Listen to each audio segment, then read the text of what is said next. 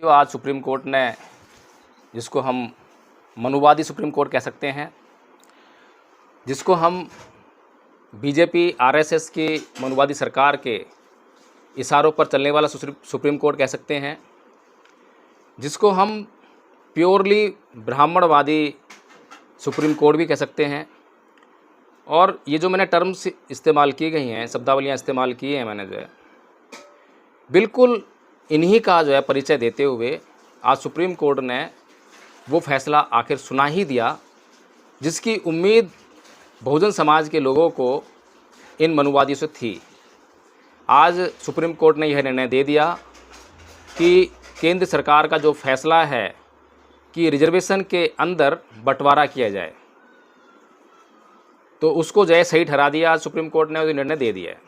अब बहुत से लोग सोच रहे होंगे कि इसमें बुराई क्या है, तो जिन लोगों को बुराई नज़र नहीं आती है उन लोगों को समझाने के लिए बता दूं कि अभी तक क्या था कि मान लीजिए आपके एससी रिजर्वेशन में 100 सीटें आपके पास अवेलेबल हैं, और एससी कैटेगरी में जितनी जातियां आती हैं, वाल्मीकि, चमार, खटीक, वैरवा, रैगर, जितनी भी जातियां आती हैं, उन सभी जातियों को मिलकर वो सभी 100 सीटें पूरी करनी पड़ती थी। यानी कि अब कैंडिडेट जो है इन सभी जातियों में से मिलकर ये 100 सीटों को पूरा करेंगे। अब इसमें जो है ऐसा नहीं है कि वाल्मीकि को अलग सीटें मिलेंगी, चमार को अलग मिलेंगी, खटीक को अलग मिलेंगी। अब क्या है कि जो 100 सीटें हैं मान लीजिए, और 10 जातियाँ हैं मान लीजिए, एससी समाज की 10 जातियाँ हैं, तो प्रत्येक जाति पर कितनी सीटें आ गई? 10-10 सीटें आ गई। सीधी सी बात है, सीधा सा गणित है। 10 सीटें एक जाति पर आ गई। अब मान लीजिए कि वाल्मीकि समाज के पास भी 10 सीटें आ गई, और एक पॉलिसी और लेकर आई है गवर्नमेंट जो है, जो कि लागू हो गई है, जिसके बारे में आप लोगों को पता लगा होगा। वो है NFS policy, not found suitable. यानी कि किसी नौकरी के लिए कोई सूटेबल कैंडिडेट नहीं मिलता है, उस नौकरी को करने के लिए कोई योग्य व्यक्ति नहीं मिलता है, तो सरकार उस वैकेंसी को एनएफएस लिखकर उसको जो है अगड़े समाज को दे देती है, जनरल क्लास में डाल देती है, जनरल क्लास के लिए खोल देती है। तो उसमें जनरल क्लास का आके आदमी उस व्यक्ति को भर देता है। अब क्या होगा? अभी तक तो वो जो है पूरे 100 की 100 सीटों को, जिस पर कि पूरा एससी समाज, पूरा एसटी समाज मिलकर जो है उन रिक्तियों को पूरा करने का काम करता था, सीटों को भरने का काम करता था। इसके बावजूद इस केंद्र सरकार ने बहुत सारी नौकरियों को यह कहकर कि नॉट फाउंड सूटेबल कैंडिडेट, कि योग्य व्यक्ति जो है इस नौकरी के लिए नहीं मिला, और उस नौकरी को जनरल क्लास के लिए खुला कर दिया, और उसमें उनकी खुलेआम भर्ती हो रही है। अब तक तो ये इतना था कि जबकि पूरा समाज लगा हुआ भर्ती करने के लिए, अब पूरे समाज में भी केंद्र सरकार को योग्य व्यक्ति नहीं मिल रहे थे। तो अब जब ये बंटवारा कर दिया है कि 10 सीट मिलेंगी वाल्मीकि को, 10 मिलेंगी खटीक को, 10 मिलेंगी रैगर को, 10 चमार को, तो अब तो और भी आसान हो गया है। क्योंकि एससी समाज में अब तक जो एससी एसटी समाज का जो नेतृत्व करने वाला समाज था, वो चमार और जाटव समाज था। तो चमार और जाटव जो है, एक उसके ऊपर आरोप तो लगता था, वाल्मीकि समाज लगातार एक आरोप लगाता था। संदीप वाल्मीकि को आप याद करिए, लगातार खुलेआम चलाते थे कि जाटव समाज जो है, चमार लोग वाल्मीकि समाज का आरक्षण खा रहे हैं। तभी आरोप लगाते थे, अपने गलेमान में झांक कर नहीं देखते थे कि भाई चमार लोग, जाटव लोग तुम्हारा आरक्षण कैसे खा रहे हैं। तुम अभी भी सफाई जो काम है, आप अभी गटर साफ़ करते हो, नालियाँ साफ़ करते हो। बाबा साहेब ने आपको कितने साल पहले ये कहा था कि ऐ मेरे समाज के लोगों, तुम्हें इस काम को करने के कारण तुम्हें नीच समझते हैं लोग, तुमसे घृणा करते हैं लोग, इस काम को छोड़ दो, इस काम को मत करो। और जब ये बात ब्राह्मणों को पता लगी थी, तो ब्राह्मणों ने जो है इस समाज के लोगों को भड़काने का काम किया, ये कहकर कि डॉक्टर अंबेडकर, तुम्हें जो 500 रुपये साल का जो लाभ होता है, यानी कि चमार जो है चमड़ा छीलने का काम करते हैं, मरे हुए पशुओं को उठाकर ले आने का काम करते हैं, और जो दूसरे लोग हैं जो सफाई का काम करते हैं, मैल उठाने का काम करते हैं, इससे जो 500 रुपये की साल की उनकी आमदनी होती है उसको नुकसान कर रहे हैं डॉक्टर अंबेडकर। तो डॉक्टर अंबेडकर ने जब ये बात सुनी तो डॉक्टर अंबेडकर एक बड़े मंच पर आए और चुनौती देते हुए ब्राह्मणों से कहा कि ए ब्राह्मणों, मैं तुम्हें चुनौती देता हूँ कि अगर तुम्हें इतना ही दर्द हो रहा है मेरे समाज के लोगों के नुकसान पर, तो ये जो काम है जो मेरा समाज करता है, मरे हुए पशुओं को उठाने का काम करता है, मैला उठाने का काम करता है, मरे हुए पशुओं के खाल उतारने का काम करता है, इस काम को तुम करना शुरू कर दो। जो 500 रुपये का फ़ायदा तुम्हें उस काम से होगा वो तुम रखना, और 500 रुपये मैं और तुम्हें इनाम के लिए दूंगा। ये बात बाबा साहेब ने किस समय कही थी इस समाज को? संविधान लागू नहीं हुआ था, देश आज़ाद नहीं हुआ था, उस समय जो है बाबा साहेब ने वाल्मीकि समाज के लोगों को, रैगर समाज के लोगों को, मेघवालों को, दलितों को ये बातें कही थी। अब जिन लोगों ने ये बात बाबा साहेब की समझ ली तो उन लोगों ने क्या करा, ये काम छोड़ दिए। जिस प्रकार से एक ब्राह्मण चाहे भूखों मर जाएगा लेकिन वो कभी भी नाली में जाकर नाली सफाई नहीं करेगा, गटर साफ नहीं करेगा, कभी मरे हुए पशु को नहीं उठाएगा।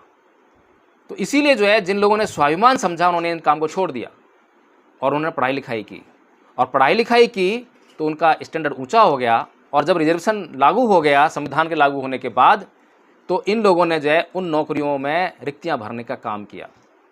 अब अगर 100 नौकरियों में से 60 नौकरियां चमार लोगों के पास, जाटव लोगों के पास जा रही हैं, तो इसलिए नहीं जा रही हैं कि वो किसी का हक मार रहे हैं, इसलिए जा रही हैं क्योंकि वे लोग जो हैं उन लोगों के मुकाबले ज़्यादा मेहनत कर रहे हैं, वे लोग जो हैं ज़्यादा त्याग कर रहे हैं। उन्होंने भूखा मरना मंजूर किया है लेकिन वो गलत काम करना कभी भी मंजूर नहीं किया। लेकिन जिस प्रकार से कि समाज में फूट डाली जाती है, भड़काया जाता है, और हमारे समाज के लोगों के द्वारा भड़काया जाता है। संदीप वाल्मीकि आम आदमी पार्टी से एमएलए बने, मंत्री रहे, ये उनके द्वारा काम किया गया। ये जो दलाल टाइप लोग होते हैं जो समाज को जो है, समाज के मिशन मूवमेंट तो समझते नहीं है, लेकिन अपने फ़ायदे के लिए दुश्मन के द्वारा जो बात इनके दिमाग में डाल दी जाती है उसको ज़ोर शोर से प्रचारित करते हैं। जैसे कि बाबू जगजीवन राम किसी टाइम पे कहा करते थे हमारे समाज के भीतर जाकर कि तुम्हारा असली उद्धारक डॉक्टर अंबेडकर नहीं है, तुम्हारा असली उद्धारक जो है गांधी जी है। तो इस प्रकार से समय समय पर जो है समाज में दलाल पैदा होते हैं, समाज के विद्रोही पैदा होते हैं, समाज का नुकसान करने वाले लोग पैदा होते हैं। लेकिन आज जो ये सुप्रीम कोर्ट ने जो ये निर्णय दिया है, इसका कितना बड़ा नुकसान बहुजन समाज को होने वाला है। अगर 100 सीटें मिली हैं तो 100 सीटों को अब तक जो है जो वाल्मीकि समाज नहीं भर रहा था, खटीक नहीं भर रहे थे, रैगर नहीं भर रहे थे, तो अब सीटें जो हैं चमारों की तो कर दी ख़त्म। चमार अगर 60 सीटें भर रहे थे और अब 10 रह जाएंगी चमार के पास, तो 50 सीटें जो नहीं भरी पा रही हैं, 50 में से मान लीजिए 10-20 और भर दी, बाकी के लोगों ने मिलकर जोर लगा के जो है बाकी की जो 30-35 जो सीटें हैं वो उस पर क्या लिखा जाएगा, NFS not found suitable candidate. इतना ही नहीं है, जो सीटें भरने लायक लोग होंगे उनके आगे भी लिख दिया जाएगा NFS। यही तो होता रहा है। ऐसा नहीं है कि योग्यता नहीं है, और ऐसा नहीं है कि सभी सीटों पर जो है आपको योग्य व्यक्ति चाहिए। हिंदू धर्म ने ऐसे ऐसे उदाहरण पेश किए हैं जहां पर कि NFS की जरूरत ही नहीं पड़ी। द्रोणाचार्य ने जब एकलव्य का अंगूठा मांगा था तो वहां पर NFS किस पे लगना चाहिए था?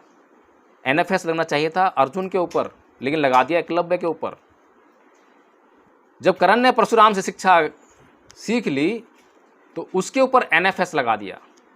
किसके ऊपर लगना चाहिए था? उन लोगों के ऊपर NFS लगना चाहिए था जिनके अंदर योग्यता नहीं थी। रामायण में भगवान राम NFS लगाते हैं शंबुक ऋषि के ऊपर, जबकि किसके ऊपर लगनी चाहिए थी? तो ये जो हम आज भुगत रहे हैं, देख रहे हैं, हम अपने ही कारण भुगत रहे हैं। हम बार बार चिल्लाते हैं, चीखते हैं कि यह बहुजन समाज इकट्ठा हो जाओ, इकट्ठा हो जाओ। बाबा साहेब की बातों पर गौर करो। बाबा साहेब ने एक एक बात आपके लिए बड़ी बारीकी से कही है। बाबा साहेब ने कहा कि जब कोई मेरे समाज की महिला गर्भवती होती है तो वो सपना देखती है कहाँ पर सफाई कर्मचारी की जॉब खाली है, कहाँ पर चपरासी की जॉब खाली है, कहाँ पर कोई फैक्ट्री में मजदूर की नौकरी खाली है, जहाँ पर जाकर मेरा बच्चा काम करेगा।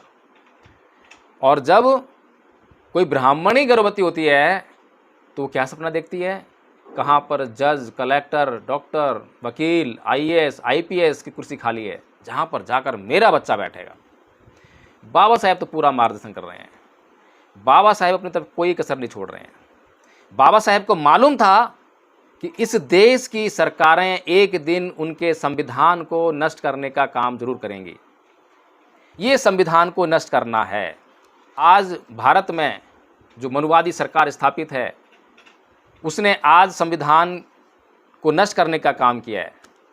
संविधान की प्रतियों जलाना संविधान को नष्ट करना नहीं था। मैं बार बार कहता हूँ, अगर आंदोलन करना है तो आज आंदोलन कीजिए, बड़ा ज़बरदस्त आंदोलन होना चाहिए, क्योंकि बाबा साहेब के द्वारा दिए गए आरक्षण को आज सुप्रीम कोर्ट ने उसको जो है सब कैटेगराइज कर दिया है, श्रेणी कर दी है। अगर एनएफएस लागू ना हो और एनएफएस लागू भी करना है और इसको कैटेगराइज भी करना है तो एक काम कीजिए कि जब 10 सीटें वाल्मीकि समाज का कोई व्यक्ति वहाँ पर भरने के लिए सूटेबल ना पाया जाए, उपयुक्त ना पाया जाए, तो उस बची हुई सीटों को उसी समाज के लिए छोड़ दीजिए, ताकि अगर वाल्मीकि समाज का कोई भाई वहाँ पर सीट को नहीं भर पा रहा है तो कोई चमार भर ले, कोई खटीक भर ले, कोई बैरवा भर ले, कोई रैगर भर ले, कोई अन्य व्यक्ति आके भर ले, लेकिन भरनी वहीं से चाहिए। एनएफएस का मतलब अब जो है आप ये लगाइए, 100 सीटें जो हैं आपने SC STs के लिए दी हैं तो 100 सीटें SC STs ही भरेंगे। इस पर आप किसी भी जर्नल व्यक्ति को लेकर नहीं आएंगे। तब तो ये समझा जा सकता है कि आपकी नीयत में खोट नहीं है। लेकिन अगर आप कहें कि एनएफएस लग गया तो सीट जनरल क्लास चली जाएगी, तो सीधी सी बात है आपकी नीयत में खोट है।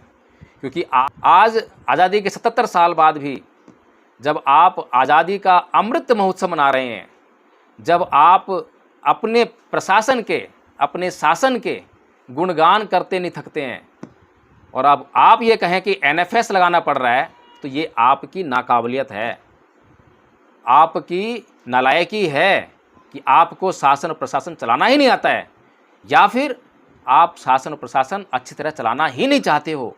आप चाहते ही नहीं हो कि ये एनएफएस कभी भी यहाँ समाज में लागू ही ना हो। क्या बात कर रहे हैं आप? इतने बड़े समाज में क्या इन चंद नौकरियों को भरने के लिए लोग नहीं हैं?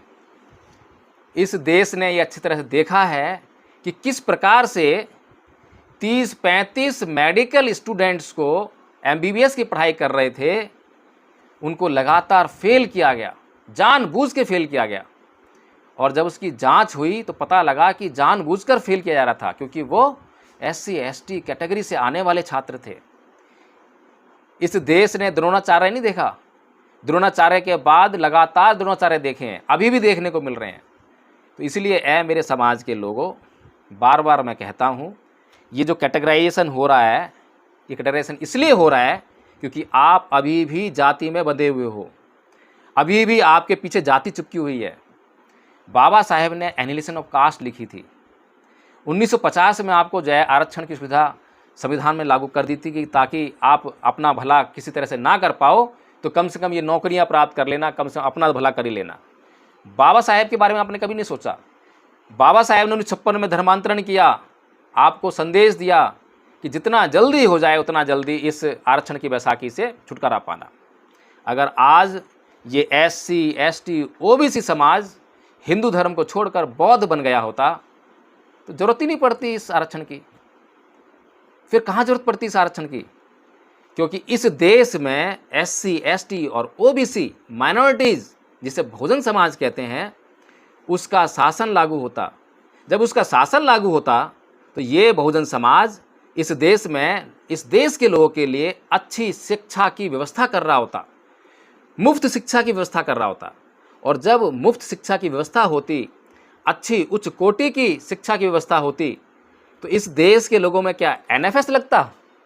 इस देश में अगर NFS लगता है, अगर अभी भी एक व्यक्ति के लिए भी एक सीट पर भी अगर इस देश की सरकार NFS लगाती है, नॉट फाउंड सूटेबल कैंडिडेट कहती है, तो ये उसके नालायक होने का सबूत है। यह इस देश की सरकार का प्रतिनिधित्व करने वाले लोग पूरी दुनिया को मुंह दिखाने लायक नहीं है। इनका मुंह काला होने की स्थिति आ गई है। तो साथियों, इस वीडियो में इतना ही। अगर यह वीडियो आपको अच्छा लगा हो तो इसको तुरंत लाइक करें और शेयर करें, दनादन शेयर करें, लोगों तक पहुंचाएं, ताकि लोग जो हैं जागरूक हों और जागरूक होकर ये समझ सकें कि बाबा साहेब ने उनके लिए क्या संदेश दिया है। इस आरक्षण को जितना जल्दी हो सके बौद्ध बनकर फटाफट से इस आरक्षण को, हर तरह के आरक्षण को इन मनुवादियों के मुंह पर फेंक कर मारने का आप जो है काम कीजिए, उसकी योजना बनाइए। बौद्ध बनिए, बौद्ध में भारत बनाइए, बौद्ध में शासन लेकर आइए और अपने सर्वांगीण विकास को सुनिश्चित कीजिए। जय भीम, नमो बुद्धाय।